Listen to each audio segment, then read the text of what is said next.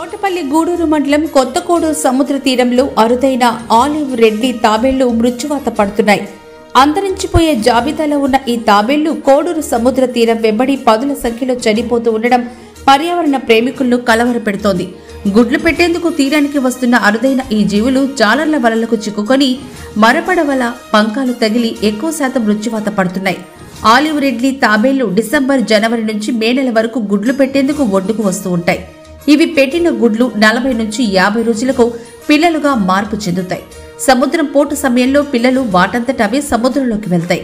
తీరం వద్ద 2 రోజులుగా సముద్ర పోటు ఎక్కువగా ఉండడంతో చేపల కోసం మత్స్యకారులు ఒడ్డున కర్రలు నాటి వాటికి వలలను కడుతుంటారు. ఇక అదే సమయంలో గుడ్లు పెట్టేందుకు వస్తున్న ఈ తాబేళ్లు వలలో చిక్కుకొని చనిపోతున్నాయి.